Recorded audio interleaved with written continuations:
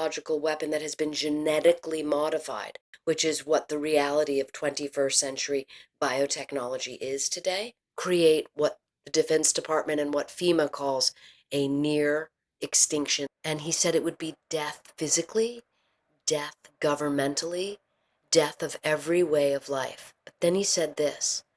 He said, people doing inhuman things just to survive. Welcome to the Brad Carr Podcast. My guest is Annie Jacobsen, investigative journalist, Pulitzer Prize finalist, and author of Biological War, a Scenario. Annie Jacobsen, what have you found about the use of nuclear weapons to stop the outbreak of biological weapons? In the past, a solution to a biological problem has been a nuclear solution. And that is shocking. And when I say in the past, I am, of course, referring to the fact that this is a highly classified presidential emergency action directive and not public. And so this is an inference based on leaks that have occurred in, the past 20 years about this kind of a thing. Hmm. And in the calculus of making a decision like this, what would be considered, what might make it considered worth it? Well, this is what's so bananas about WMD, about weapons of mass destruction, and about executive power, presidential power. And, anyone living in the moment right now understands exactly how powerful presidential power is. I think to everybody's surprise, I've been writing about executive power for decades, and I've read a lot of CIA directives and presidential directives, and I'm keenly aware of how powerful the office of the president is. I don't think most people in the United States were aware, and then, they've seen it recently. So to your answer, I don't mean to sound vague, but it's an incredibly low bar if the president wants to use it. Hmm. And what would have to be considered? It's good to remember, or to know rather, that biological war is illegal. Hmm. Biological weapons are illegal. Unlike nuclear weapons, where there are 5 states parties that are legally allowed to have weapons, going back to a treaty that was signed in 1967, um, have all agreed to start, pulling back from having so many weapons. And everybody else that's a signature to that at the United Nations says, okay, we won't have nuclear weapons. But in reality, there are 9 nuclear armed nations, so that's its own set of fish right there. But nuclear war is technically not illegal, which is crazy. But biological war is illegal, which is actually sane. Because anyone who lived through the COVID pandemic knows that the release into the population of a pathogen, whether it's, and I'm talking about whether it's natural, by accident, you can see what happens. We saw that with COVID. We saw, the whole world shut down. And when you're talking about a biological weapon that has been genetically modified, which I am in this scenario, which is what the reality of 21st century biotechnology is today, then you're talking about something with in the simplest terms for listeners, how many people does it kill? That's the real issue. COVID, the SARS-CoV-2 virus, had a 1% case fatality rate. 1 out of 100 people died. Okay?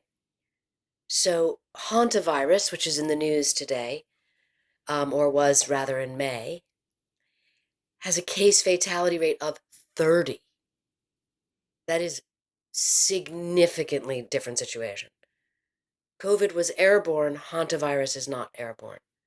The big sort of alarmism in the early days of the hantavirus escape from, or rather the deaths that happened on the cruise ship out of South America, was that people didn't know if it was airborne because there is a unique strain of hantavirus called the Andes virus that is airborne, or sort of quasi-airborne. You see, so it has to do with the virulence of a pathogen, how many people it kills, and then it has to do with the transmissibility of a pathogen. So we hear about Ebola right now in the news. Ebola is a horrific killer. It is called a fluid contact killer. You have to have someone's body fluid go into your body to contract it. Caregivers, loved ones are at extreme risk. But you or I, 10 feet away from an Ebola patient, is not at risk. Or rather, let's say 10 meters. You know, that's the transmissibility. So Ebola is a fluid contact killer. When something is airborne, it means it is aerosolized. And that is the nightmare situation for a biological incident or attack. Nanny, with these genetically engineered pathogens, how small of an event would it take to trigger a spread that could affect huge populations, the whole world? And this is the heart of the matter, because all it takes is what it takes is spread. Okay, so there's a third factor that you've hit upon. We've got virulence, how many people it kills, transmissibility, how do you contract it? And then you have contagion. So, did you ever have chicken pox? Yeah. Okay, and so did I. I was a kid. Were you a kid? Yeah, Okay, so let me guess, everybody in your class got chicken pox, absolutely. right? So, you know, that is because chicken pox has a transmissibility rate. It's called the R naught, R0, has an R0 of between 10 and 12. COVID had an R naught, a transmissibility factor of about 1.5, 2.5. Epidemiologists can still not agree on that. The Omicron variant that came on remember a year or two later into COVID, Mm. there was Omicron, that had a much higher transmissibility because the virus mutated. Okay, so um, if it has an R naught of below 1, it will burn itself out. If you have a disease, if you have a pathogen in your lungs or anywhere in your body, and you go home and you pull up the covers and you don't have any contact with anyone, no one else will get it. And so one of the greatest transmissible diseases that is in the news right now is measles. It has an airborne transmissibility of up to 18. One person infects 18. And so to answer your question, how quickly would it spread? Well, it depends on how many people get it from the first person, the patient zero. I'll take you back for another example so people can just it can land. Remember in January of 2020 when the COVID pandemic began, before it came to America, we were all watching the news and we heard about these cruise ships. And we're going, well, that's way over there. That will never happen to me. This is because a cruise ship is what is called a super spreader event. So whatever the transmissibility rate is, it multiplies by a minimum of 4. Again, epidemiologists cannot agree on the number because science is squishy, biology is squishy. And so once you have a super spreader event on that Diamond Princess cruise ship, there was one 80-year-old passenger who likely contracted the virus in Wuhan or maybe Wuhan adjacent, and he infected a total of 712 other passengers. And that is how and then they all went out into Hong Kong, which is a city of 7.5 million people. So there you have it. It's unstoppable at that point. So it can go unstoppable fast. And we know that there are many locations where these genetically engineered pathogens are being made. Roughly how many, or are they strictly in the US? Are they other places? Where would we find them? So you're referring to what's called a biosecurity, a high or a maximum containment lab. And, we've seen these in the movies. Some people have seen them, you know, Googling them. They're called BSL. The highest level of containment is a BSL-4 lab.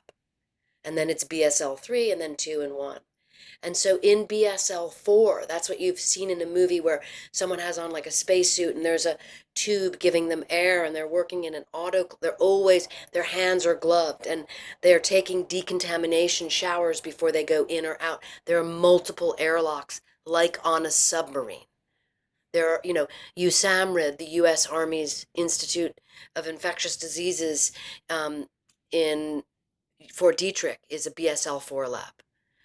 Uh, so once upon a time in the United States, in the late 90s, there were two in the United States. Now there are more than 15, maybe as many as 17 being built.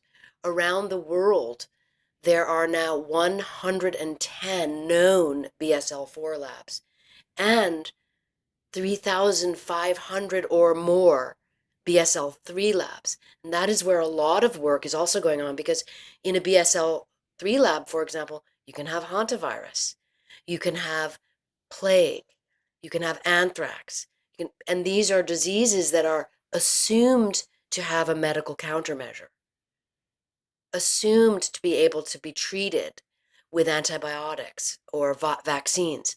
But another sinister, downright evil component of genetically modified pathogens in the 21st century, where we are right now, is that these pathogens, in addition to being genetically modified for greater virulence, for greater human-to-human transmission, they are also being modified to evade cure,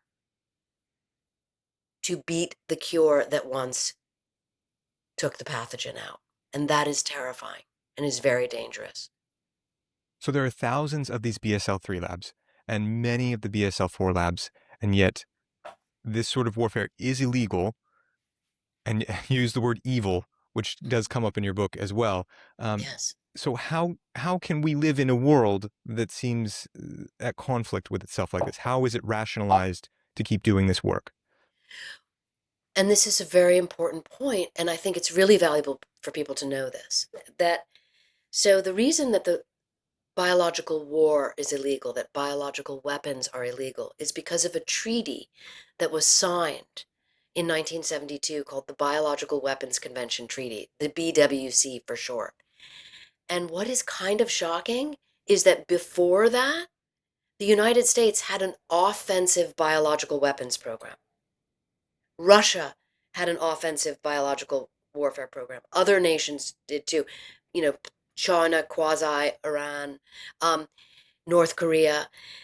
This was like the Cold War. This was the let's build as many arsenals of weapons of mass destruction as we can. I've written this in about this in both my earlier book called Operation Paperclip, about the Nazi scientists who came to America because they brought their knowledge to America for our biological weapons program. I write about it in DARPA. So everybody had these, not everybody, but many nations, superpowers had biological weapons. Without warning, from reasons that remain mysterious, President Nixon said in 1969, we're giving up our biological weapons. And he ordered the entire class of US biological weapons to be destroyed. Good move. And everybody agreed this is a great idea. There was the convention, there was the treaty, everybody signed it. And we now know that at that same time, the Soviet Union, Russia, hands behind the back, we signed the treaty, but we're going to actually create a colossal biological weapons programs. And they called it their Manhattan Project. And so within the treaty, there was a tiny sort of allowance for defensive research. And this is based on the premise that, if something terrible comes along, we want to know how to build a vaccine against it. And so Russia had built up this giant sort of pharmaceutical, biological, scientific institute system under the guise that they were doing defensive research when it was in fact biological weapons. And now here we get into the big debate, which is that many nations claim that other nations' programs are not for peaceful purposes. They are building biological weapons disguised as medical countermeasures. And this is where you get into the real debate with a term that probably almost no one heard of before COVID, which is called gain of function, which is the ability now in the where we are in 2026 to be able to genetically modify pathogens in a way that is astonishing and can evade cure and, really essentially create what the Defense Department and what FEMA calls a near extinction level event.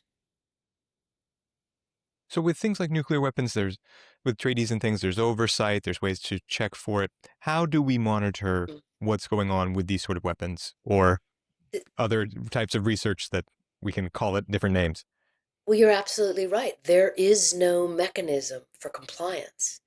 So unlike the nuclear treaties, which are sort of and they're all in jeopardy right now, but in theory, they're the idea, excuse me, the idea behind them is you let inspectors come in and you are telling the other nation, the other superpower that's inspecting, these are our warheads, this is, and you are complying to an agreed upon number of systems and you don't go outside those bounds. And it allows for dialogue, it allows for diplomacy, it allows for communication. Right now, all of that is shut down, but that is the theory with nuclear weapons.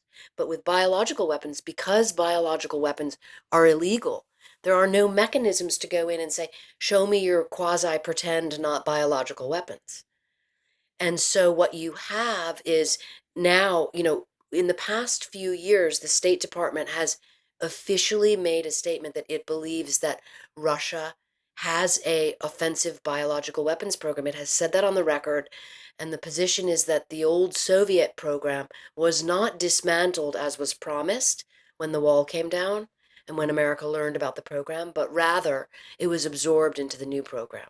And that is why I choose a lab accident at a BSL-4 lab in Russia, in Siberia, at a place called Vector, a known BSL-4 lab. And I choose an accident on purpose because I try to align the scenario with actual events that have concerned the Defense Department and those in nuclear non, I mean, those in, counter-proliferation immensely when these kind of things happen. Reality. There was an accident, there was an explosion at the Vector facility in 2019. And as far as anyone knows, nothing got out. But I use that as a kind of matchstick for like what, happens. And of course, in the scenario I write, something does get out and it goes wide. And how could something get out? It seems that these facilities are incredibly secure, that there are so many systems in place. How could something just get out? One of the phrases that I find most helpful um, actually comes up to answer your question, comes up in sort of the COVID Wuhan, was it a lab leak debate? And, of course, the jury is still out on that. And I interviewed all of the top, scientists, epidemiologists, public health officials, FEMA, Defense Department, presidential advisors, all kinds of people on that. And yes, the prevailing theory is that it was a lab leak. It was not intentional, but something got out. And one of the presidential advisor said the best way he could conceive it was that it walked out on someone's sleeve. And I think that's a way of saying, because it could, of course, go out in your lungs. But that's both it's sort of a poetic metaphor that I find very helpful because it indicates the sort of the risk involved in having these containment procedures, how easily they could be broken, and as simply as going out on someone's sleeve. And what in the way of close calls have we had? You mentioned that there was an incident at Vector. Has anything ever got out of a lab, or have we had close calls like we have with nuclear weapons? There have been over 300 documented lab accidents. And those are just the documented ones. You can be sure most of them are covered up. No one wants to admit this kind of thing. It's terrifying. And those involved 50 different pathogens. So there are, I mean, accidents happen. And in your book, you write about the different ways that intelligence is gathered to Mm. track something like this, which was really eye-opening. All the way from, human intelligence, having maybe an asset around, all the way up to images and things like that. What kind of intelligence do we have to track the event of something like this? This was a very interesting part of reporting the book, some of which I was aware of from other books, but to really drill down on this was sort of remarkable in terms of Defense Department technology, intelligence community technology, but then also really disheartening because at the end of the day, you cannot, detecting a a pathogen. I mean, the pathogen that I use in the book, and let's clarify, a pathogen is either a virus or a bacteria. And I choose plague for many reasons we can get into, but it's also what most individuals that are in this world of keeping this kind of a thing from happen are afraid of. Because pneumonic plague is airborne and it's has a death rate of 100% if if you don't get antibiotics into your system in 24 hours. 100%. And so I'm sorry, now I've lost the question that you asked me. All right. Yeah. Mm. So how do we even keep track of this? What sort of systems do we have? Yes, okay. So in other words, plague, the bacteria is called Yersinia pestis.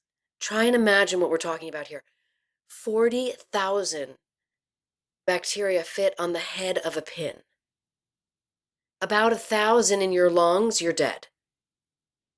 The microscopic nature of what we're talking about makes detection really, really, really difficult. So if you just think in terms of narrative, basically when people start dying, horrific deaths that are symptomatic of plague, then you know what you are dealing with.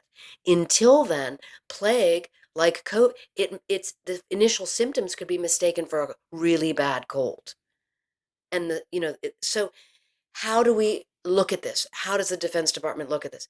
Well, there is, you know, the NRO, which is looking from space using satellites to look at images. That's kind of the eyes of the situation, the way I saw it.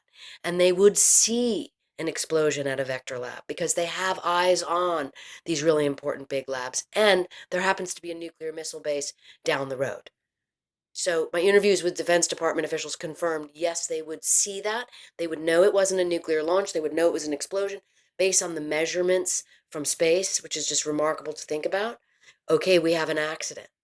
Then you're looking for how is Moscow responding? Then you're having your NSA analysts listening. They're the ears. What are, 20 years ago, this was classified. No one could know. We actually listened to the Russians. Well, after Edward Snowden made clear we listened to everyone, and now we understand that is what happens. And so NSA intelligence community is listening to what is being said, not just back and forth between the Vector Lab and Moscow, but locally.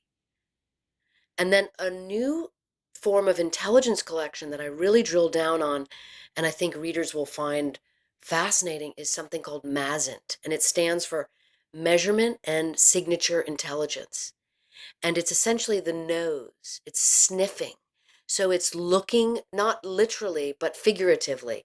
It's looking for change, it's reading. SIGINT sensors can measure the change in the air. So, like, the dum-dum version would be the thermometer in your home or the gas meter. But these are, this is espionage. And so the systems themselves are classified, but they exist everywhere from in sewer pipes, in the walls, maybe on lighting fixtures, outside, inside. You get the idea. That is what espionage is all about. Somebody has managed, we will assume, we will hope, to put sensors around vector to the degree that when something like this happens, the sniffing begins. And the ears, the eyes, the nose, all of the intelligence collections begins to try and paint a picture of what was happening. what is happening. So, anyway, we've established that these sort of labs where this sort of thing could happen are very prevalent around the world. Um, Thousands that have that level 3 where we could have something like plague, and then several that Mhm. are even the level 4 where we could have things that are engineered, that it could be extremely transmissible, that we do have some ways maybe to detect these things. Um, Anything else that we're missing in sort of setting the stage for what would happen then in a response? I think those are the really important factors that sort of level the playing field of that this isn't just science fiction, and also that it's it's just everyday biology. This is we all have had in our lives or known someone that has had everything from the flu, right, which is so the case fatality rate of the flu is 0.1% or less. And so and then we know people who contract, you know, terrible pathogens, and it's a different outcome. So then you are realize that what you're dealing with is scale and intensity of what has been released. And so what could that scaled event look like? Let's say that that outbreak from one spot, how can it spread? Where does it go? How quickly could we become more aware of it? Well, in the book, I take the reader from outbreak to anarchy Hmm. in 6 days. Hmm. So another reason that I chose plague is what is called a tier one select agent. So that's like the nomenclature for it's as bad as it gets. There's a list of tier one select agents that will most likely be used in a biological attack. There have been countless, and I mean that literally, biological war games, most of which are classified, some of which are unclassified, some of which are conducted by former government officials role playing themselves, and they take the group through these different scenarios to see what would happen. And it's plague is commonly used as the delivery system, either by act, always by not by incident but by attack. But I think what I really wanted to show was that a lab leak has the same effect if someone if it's not intentional. Mm. And Annie, how did those war games go? I remember in our conversation about nuclear war, it was really stunning to learn about how the war games on a nuclear war scenario were so clear in that it was just going to be an extinction level type event. Hmm. How did they go with the biological warfare scenario? There's an interesting parallel. Um, they begin, they escalate. The secondary effect, which happens very quickly in every war game, is insurrection and anarchy.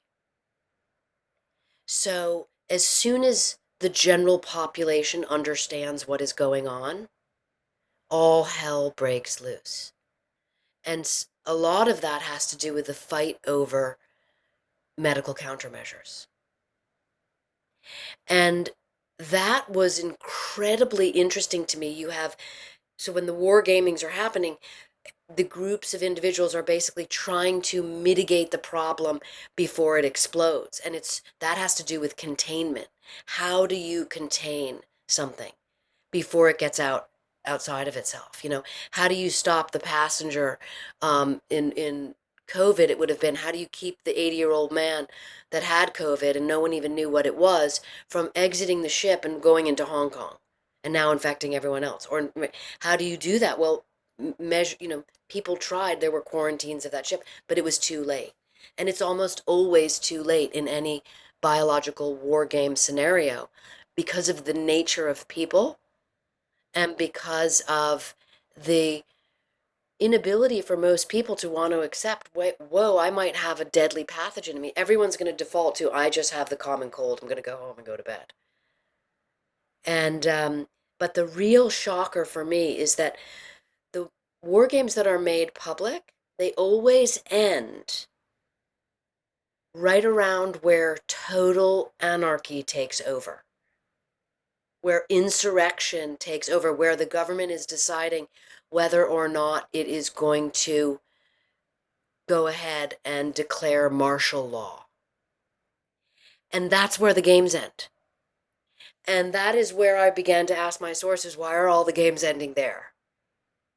And what I found was that they end there, but the Defense Department certainly knows what happens next.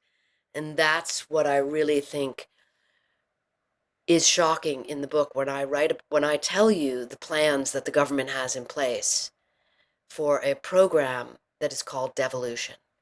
And devolution, by the way, even the name was classified 10 years ago. There was a leak in the public. So the word that the program exists, devolution, sounds like evolution, except for there's a D in front of it. Evolution is that way, devolution is that way. Um, the program is incredibly classified, but the name of the program is not. In my interviews with Obama's former FEMA chief, Craig Fugate, who signed off on the devolution plan in 2016, it's constantly being updated. He took us, readers, me, to the razor's edge of what can legally be known. And I take readers there. And I think that is enough to really make you pause and realize that, what happened in COVID could have been an incredible learning experience for all of us. We could have all, as not just like Americans, but around the world, said, wow, look what happens when a virus with a 1% case fatality rate gets deployed for whatever or arrives into the general population. What can we learn from that? What do we know not to do? And instead, because of so many missteps by the CDC, by the NIH, by public health officials, by political leaders, the entire situation was politicized. It became about the science got completely warped. People's ideas about things went sideways. And now we have a fractured public health system that is in no way prepared for the reality of what could happen. And unlike nuclear war, which if it starts, there's nothing anyone can do. It's a system. It happens. It's beyond your control. Hope you get nuked in the first second. Biological warfare, everyone in the business of preventing it will tell you, can be stopped in the first 24 hours. And if it is stopped, a lab leak I'm talking about, not an intentional act, it can be stopped in the first 24 hours. What an incredible opportunity for everyone to know. And instead, it's about something else. What does it take to stop it in those 24 hours? I think when you read the book, you pretty much realize that, for starters, you have to have transparency by the nation, the government, where the lab leak occurred. Hmm. It has to be known. It has to be, truthfulness is all about the situation. But of course, if anyone has a BSL-4 lab with anything that could be even remotely considered a biological weapon in it, they're certainly not going to tell those inquiring what happened. And there's usually the default for nations is like, we'll just clean this up on our own. So that it would have to begin there. And I interviewed many diplomats, State Department officials, who are in the business of communicating with Moscow in a situation like this. And they take me through what they would hope happen, and also what, given the political climate right now, probably what would happen. And then after that, it's about containment. It's about quarantine. I'm fascinated how, most of the general public, when writing about quarantine right now, because there's an Ebola epidemic an outbreak / epidemic in the Congo right now. And anyone sort of remote who could be in a position to possibly have contracted Ebola is put in quarantine. And that also happened with the hantavirus, the passengers on the ship who could potentially have hantavirus. They were quarantined. And much of the news is reporting, the questionable quarantines, like talking about overreach, when in fact, if you realize, when the public health community does not know what it's dealing with, quarantine is not only legal, it's necessary. Hmm. And in both of your scenarios, the communications between the U.S. and Russia are strained. and that strain makes things worse. What do you think about our relationship with Russia? What are you trying to convey? What do you hope for in those situations? I mean, I don't write about politics. I write about POTUS. No one knows what my politics are, and it's great for me because I have readers on both sides of the aisle. Um, but clearly, we're in a world where when you are talking about the nature of weaponry and the acceleration of weaponry and the acceleration of everything, science in general, diplomacy is most certainly getting left behind. And it seems to my eye that it happens after the fact, not before the fact. And whether or not those norms will return, I don't know. But I certainly write my books to demonstrate to people what's at stake if a realization, the realization that it's much better if people are getting along than if they are at war with one another. And that may sound Pollyanna-ish, but coming from someone who's written now 8 books on war and weapons, I take that position with authority. Yeah, absolutely. So, if the best case scenario is that within 24 hours we could all communicate, we could address things rapidly. If we start to get outside of that, what does the U.S. government have to handle a situation like this? What are the tools? Unlike, a military operation, what's astonishing about a pandemic, about a lab leak, about a pathogen, arriving in the general population is that the number of bureaucracies that are involved becomes overwhelming. So you have HHS in charge, an organization that many people in the United States aren't even familiar with what it is, Health and Human Services. Health and Human Services is in charge of the CDC and the NIH and a total of 37 organizations. HHS, Health and Human Services, has a budget that is twice the size of the Defense Department. It is a massive organization. It is a massive bureaucracy. And it's in charge of, you know, health. Then you have FEMA, the Federal Emergency Management Agency, that is in charge of disasters when they happen. But FEMA is used to dealing with earthquakes or floods. They come after the fact. And so FEMA trying to deploy in concert with HHS, which is what happened in the pandemic, becomes its own hydra. There are multiple lanes and channels. And then you have the real issue that in the event of the release of a pathogen in the public, the medical countermeasures need to be deployed because, no one's assuming that you're dealing with a pathogen that's been genetically modified to evade cure. That's a nightmare situation.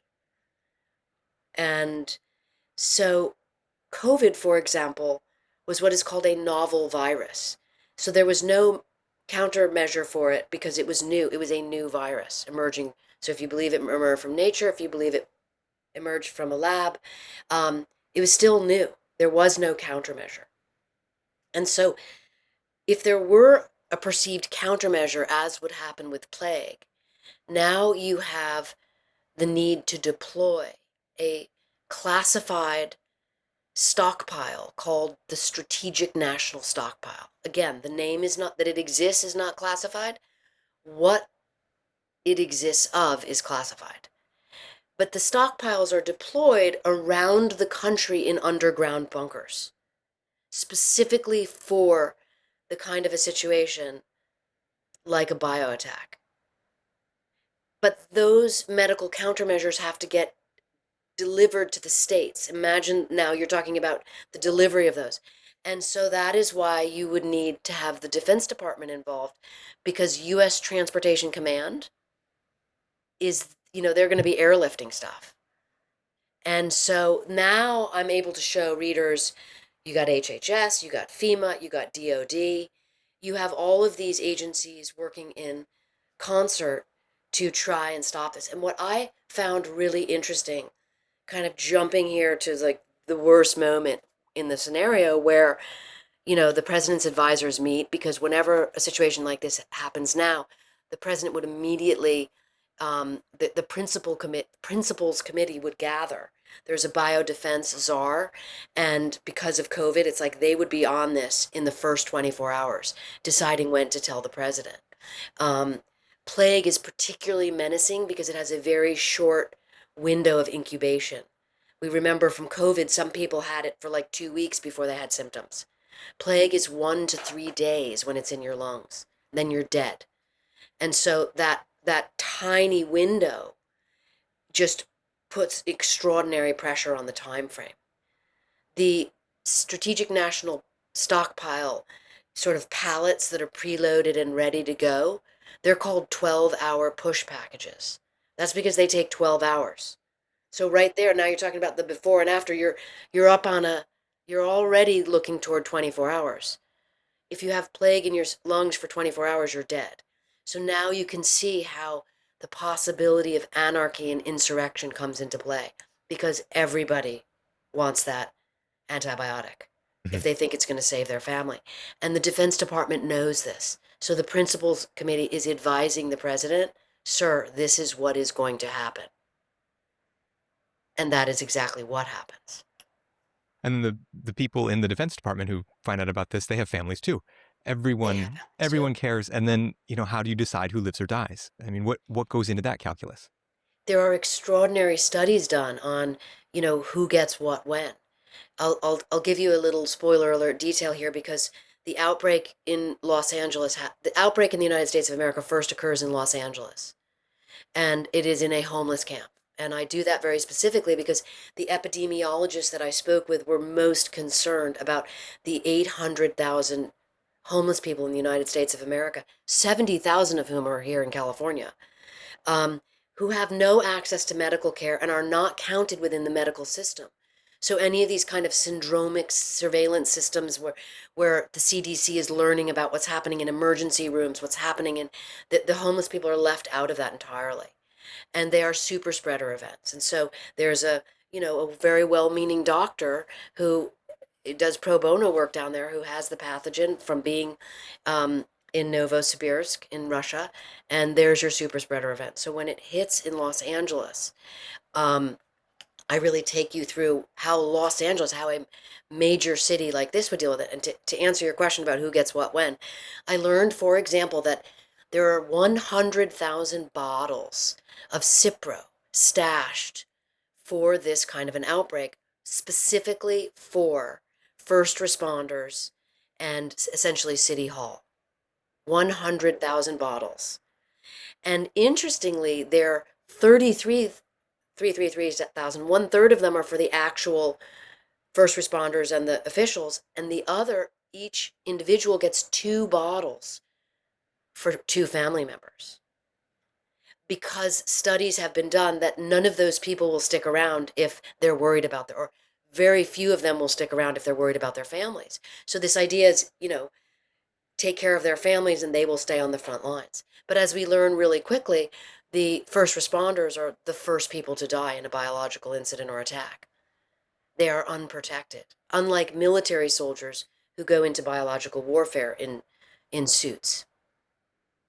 What an insane dilemma this creates. Let's say you have 3 kids and you get 2 bottles. Let's say you have 4 kids and you say, okay, I'm not going to take one for myself. I'm gonna give them all to my kids. How do you pick which kid? And then this drives people who are motivated to serve, have that sort of bent already, are armed to want to take action to protect themselves and their families. I mean, what do you think Yes. happens with that Well, sort of dilemma? we think alike, and I doubt we're unique because we think like everybody else. That's a person, that's a human, that is like, what about my family? Should I take it? Should I give it? So you're absolutely right. We're all on the same page. Everybody's in the same dilemma. Um, and what I take the reader through what happens, but what I will tell you is this: it was also very interesting to learn that we are a nation of gun owners, and Yes. there are 500 million guns, according to the most recent poll in the United States of America. So that's the answer of what happens. That's the answer of what happens. And I did an interview, I do not say that lightly. That is not just Annie's imagination, because I did an interview, as you know, from us talking about my earlier book, Nuclear War Scenario. My scenarios are based on interviews with people in the know who have gone through these scenarios. And one of those was Tom Daschle, the former Senate Majority Leader, who himself was the subject of a biological attack right after 9/11, the anthrax attacks. Weaponized anthrax was mailed to his office. Um, and I interviewed Daschle, who has dedicated the decades since to this issue, very concerned about biological war. And he said to me that biological war was a nightmare scenario. And he said it would be death physically, death governmentally, death of every way of life. But then he said this. He said, people doing inhuman things just to survive. And I think that answers the question about what do you do? And then to what rate of success still? You take whatever chances you can, but at the way that these things spread, especially if they're genetically engineered, you are up against an opponent that you can't get ahead of, really. Hmm. And you said that the police don't have the CBRN suits and things like that as well.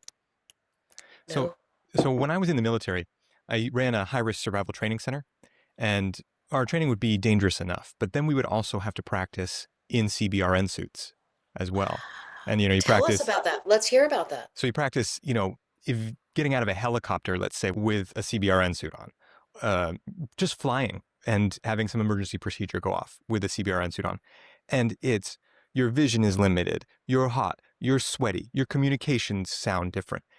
The whole situation is just so difficult. To think that things are going to work like normal when you have those suits is already very difficult. And then to think that there are people who are going to be in these high pressure situations who don't even have that kind of protection, it- I I just wonder how much of the projections are fantasy and how much of the projections could actually work out. I mean, these ideas, these 3 bottles per person, that's an interesting idea about how human nature works, but what happens in some sort of behavioral economics lab or Yeah, something is very different than people under this kind of impossible stress. And so yeah. I don't know what to make of all these ideas, and it just seems an intractable problem. You've made two brilliant points I want to comment on. First is that, okay, so you would actually be one of the few people, like in the rare 1%, just making that number up, that would know, you know, potentially how to survive. Because once day 6 happens and everybody realizes this is end game, you have to find yourself some kind of a suit like that, or at least a gas mask. And you have to move with your family outside, and you cannot have any contact with anyone breathing, right? So, and you would know that, and you are going to have limited vision, all of you can't panic about any of that. And so, when the military trained individuals are in a different situation than the average public, that's for starters. Second, your interesting point about the 100 bottles, right? So that's Los Angeles County. I mean, I live in Los Angeles. I have very little faith in our government here. It's really a disaster. One disaster happening after the next. We have a fire going on right now that in Boyle Heights, no one can put out. I mean, it's a refrigerator fire. It's day 7. People are being told to stay indoors and close their windows and wear masks. I mean, the city is at the edge of incompetence, in my experience. This is not a political statement. This is reality. I have Hmm. lived in this city since 1990. It Wow. has not always been like that. It has Yeah. not always been like that. So what I found, and I did an interview with Jimmy Hara, who is the fire commissioner, this amazing individual who actually died tragically in a car accident last month. But Hara is dedicated to nuclear nonproliferation, and as the fire commissioner told me, that Los Angeles could absolutely not handle any kind of a biological incident whatsoever, full stop. And all the first responders would be at risk of dying. And it was astonishing. I mean, I take the reader through his exact quotes, and it's really pretty, unbelievable to know that. But he's up against a bureaucracy, which Hmm. is the city. And so, to your point, what's 100,000 bottles of Cipro going to do? Nothing. And actually, it ends up being worse because, of course, people are fighting over them. Um, but that's the state level. And the state incompetence is what it is. What I was fascinated to learn in this book is that the Defense Department, for all the bad rap that they get for good and bad reasons, the Defense Department is the only organization competent to deal with such a thing. And there's a line in the book where I say, not since World War II will people have been so happy to see the arrival of military in their town. This is after the Insurrection Act is declared, after martial law is in effect, which you need to have because Posse Comitatus of 1868 prohibits, the military from enforcing laws unless the president declares an insurrection act. And so when that happens, for a moment, there's a sense of like things control could be retained. But it's 340 million Americans desperate not to get a, death defying illness for themselves and perhaps medical countermeasures for themselves and their family. That's no match for the military. And also the way in which the military deploys its CBRN forces, which you know about CBRN, chemical, biological, radiological, and nuclear forces, there's a total of 18,000 of them. And while there are some smaller units stationed nearby major cities that can get out and into the, ground zero, the hot zone immediately, like as in, 12 or 15 or 18 hours, those individuals, I learned, are just there to test pathogen samples, to get the sample to USAMRIID so that the Defense Department can confirm what it is they're dealing with. They're not there to save people. The people who are going to save people they have like a 96-hour deployment time, which is fast. By then, it's game over. And for the people who are, civilians kind of trying to navigate all of this in the age of deep fakes, incredibly powerful artificial intelligence, how will people understand what's being communicated to them, what's being expected of them? What are the communication plans in one of these situations? I mean, first of all, everything's happening so fast that whatever is happening is happening poorly. And I'm talking about the state level. Hmm. I remember um, when the fires happened in January 2025 here in Los Angeles.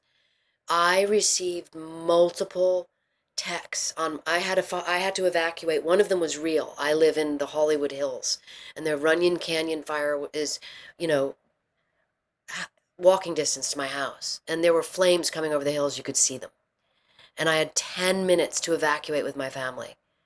Um, and that was a real evacuation notice, and it was obviously real. You could see the smoke and you could see the flames. But 4 or 5 or maybe 8 times after that, I received emergency alerts to evacuate, followed, 10 minutes later or an hour later that it was a false alarm. So the city of Los Angeles's communication systems simply don't work. They they have not in the past 10 years from what I understand. They work sporadically and so if they don't work all the time, they don't work because as soon as you have false alarms, you have boy who cried wolf situation. So, Annie, what do you do thinking about a situation like this? Is there anything we can do to be ready on our own? When I think about the book and people, why would you write such a terrifying book? We all live. Well, the point is not panic. The point is Mm. pressure. Hmm. The point is pressure, and also the point is information. Because once you know what, once you're a bit educated about what you're dealing with, and hopefully I take readers through the scenario in enough of a ticking clock manner where it's the narrative is driving and you're interested, and I kind of sneak in all the educative points as one does as a journalist, building the narrative. And and that I believe is helpful because, for example, I'm far from an epidemiologist, but when the Hanta outbreak happened, I could immediately see. things that I couldn't have seen before I researched, reported, and wrote this book. I could see where a potential danger lied. And the same with Ebola. And so for myself and my family, I could understand better and I could convey the threat essentially. My kids are like, "Mom, what's going on with that?" So, one of my colleagues called me and said, "My son's going to the Canary Islands." Literally, that's where the hantavirus ship was going. And I said, "Not a good time," right? Because they didn't know at that point if it was actually airborne transmissible as in aerosolized. There's a lesser form of airborne, which is, like if somebody coughs on you, and that's a totally different situation. That is where a mask might help you. Because if someone coughs on you and you have a mask on, they're coughing into the mask, not directly into your mouth. Grim details, but necessary. But necessary. Yeah. So, I mean, if you don't mind sharing, do you stock up masks now? Are you thinking about having some sort of breathing apparatus? I mean, what do people need? I have 4 gas masks. Really? Hmm. Okay. And that was because it was interesting because I went to an event with, a lot of existential risk experts who work on this. And they were like, I mean, I had thought having that, and I should qualify. It's not like a Defense Department issued M50 like you used to have, right? Um, it's it's like a plebeian version of that. You can buy them on Amazon. How much, with a charcoal filter, how much it's really going to work, who knows? But it's better than nothing. But I had thought I had never thought of that. It seemed a bit alarmist. And then in talking with a lot of these colleagues with existential risk, they were like, oh, why not have those? If it happens, it's just, there's so many other factors involved, like get out of town. There's an old saying. I looked at another reason why I chose to use a plague weapon or a plague, you know, incident is because in the 14th century, the Black Death was a bubonic plague pandemic. It killed between 1/3 and 1/2 of Europe. And there's incredible contemporary literature written, those who survived describing what it was like. And I quote some of it in the book because it gives readers, I think, a really visceral feeling of like, wow, this actually happened. And there's a saying that kind of permeated Europe at that time. This is back, we're now talking 1346 to 1352, when the plague just kind of mysteriously ended. It just burned out. And the saying was, leave quickly, get really far away, and don't come back. Mm-hmm. And that haunts me. And I actually think that's the action to take. Any of that gas mask that you mentioned, there's an image of that in your book, I believe. Yes. Yeah. That's the one in my closet. Okay. Yes. I'll put a link in the description for people who want to Yeah. check out one of those. Anything else, when it comes to the answers, whether it be from government, the individual, the military, that you'd like to share with people? We're at such an interesting point in biotechnology right now. I interviewed many individuals who work in biotech in the world of medical countermeasures.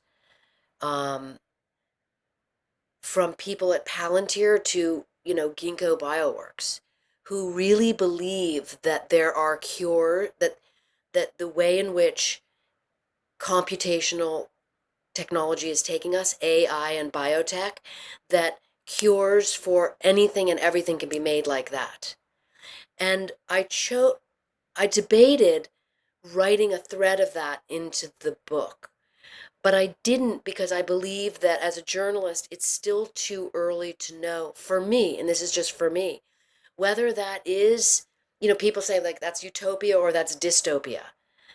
You know, for me, it was more like it's so new. We don't really know if that kind of technology is fueling the proliferation of gain of function research in BSL-4 labs in other countries where there are not the same kind of containment issue, factors in play. I mean, out of the 110 BSL-4 labs and the 3,500 BSL-3 labs, more than half of them, and it's a much greater number, do not have protocols for containment.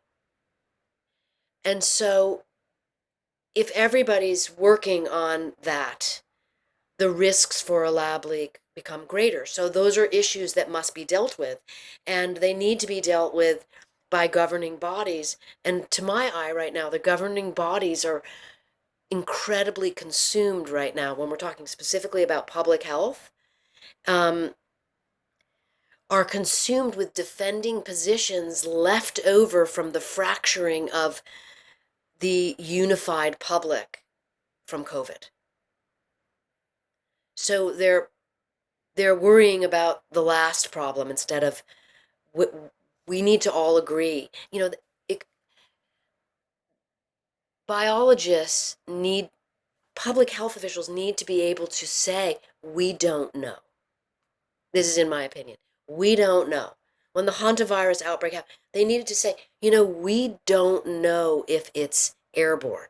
We know one strain is airborne, the Andes virus, but we don't know if this one is. So we're just, like, in other words, saying, like, hey, we're not perfect, but we're just here to let you know that we don't know. And instead, they go silent. They have these behind closed door sessions trying desperately to agree, and I know this from interviewing the people in them, trying desperately to agree on messaging. And then they come out with a message way too late, like 48 hours have passed or 96 hours.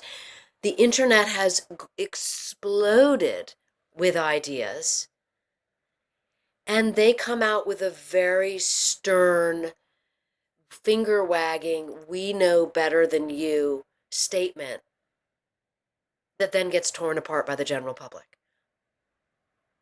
And Annie, did I hear you correctly that you said some of these labs don't have containment procedures? Protocols, that's absolutely correct. And that's How? from a study.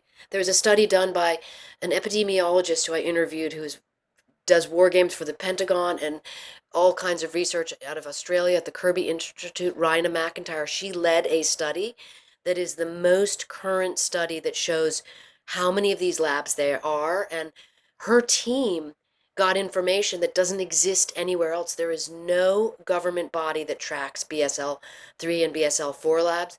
It's left to academics. And that is bananas. I don't understand how this can be. That if you Mm-hmm. deal with something dangerous, you have emergency procedures to manage it. I mean, that's just hard to digest. To think that it could be like that, especially with something contagious. Um, Annie, so we started to talk in the beginning about nuclear weapons. Would Mm-hmm. it be now all right to kind of come back to that question? Yes, I think yes, yes, so. of course. I do wonder about using them. And I also wonder about the need for them when the country is vulnerable in a state of chaos as a sort of deterrence tool against some sort of other threat. So what, with your combined expertise in nuclear Hmm. weapons and biological war, do you think about how nuclear weapons would be relevant in this scenario? So first of all, the facts that we're dealing with is that right around in the administration of George Bush and a little bit earlier, when biological weapons first emerged. In the 90s, we learned about the Soviet program. A number of the Soviet bioweapons engineers defected to the United States. They began working for us. And the Clinton administration was, pretty alarmed about this new threat, made the use of biological weapons a death penalty offense, to just indicate that was in 1996. So you start having these situations where the Defense Department is now looking at it and saying, how do we mitigate that threat? And that is where a leak revealed that what emerged was we can use nuclear weapons. We can use, we could use, if we were to use a nuclear weapon against a biological weapons facility preemptively. Preemptively means before the weapon gets deployed. We would be able to incinerate all the weapons. The reason why you can't use conventional bombs is because of the way in which the physics works, that the the blast often pushes the germs out into outside of the blast range. And so a nuclear weapon, given its temperature, incinerates everything instantly. So that's the argument why only a nuclear weapon would work. And the Defense Department even considered building a sort of modified weapon that would actually specifically target an underground facility, because that's where most biological weapons facilities were taking place, right around then. And so this was an actual debate. And, your question to me is, do I think it's a plausible idea? Yes. Well, having written Nuclear War Scenario, I also know that according to the Defense Department, no matter how nuclear war begins, it only ends in total annihilation. So to my eye, take out a biological weapons facility with a nuclear weapon, now you've opened up the threshold to nuclear weapons. So I can only see one outcome. Yeah, these problems, as you said earlier, it's like a hydra, and it just grows and grows.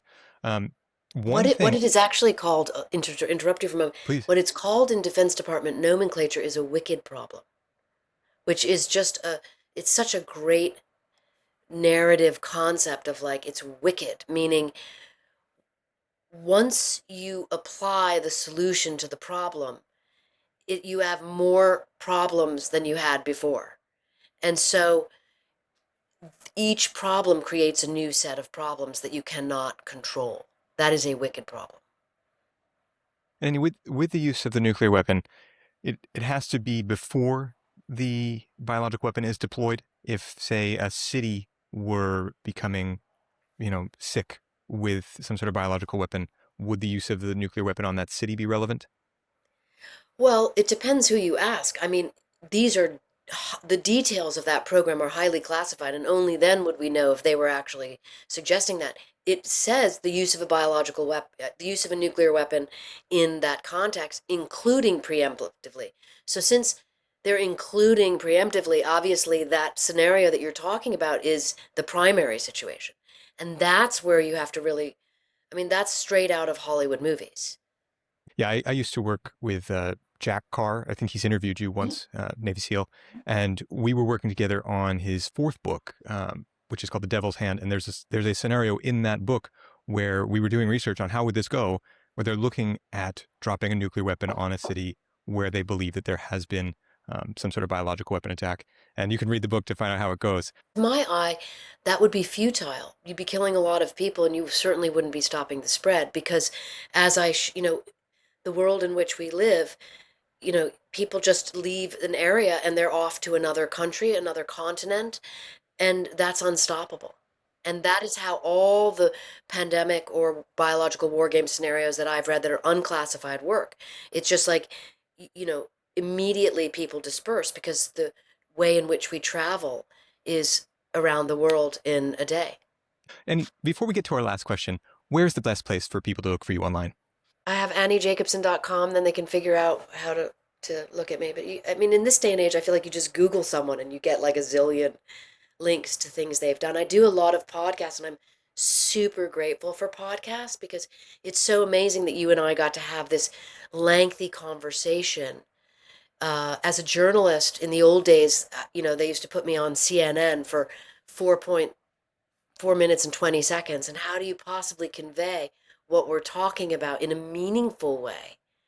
You can't. And so I love the ability to have a conversation. We'll put links to your website and to the book in the description for people to check out.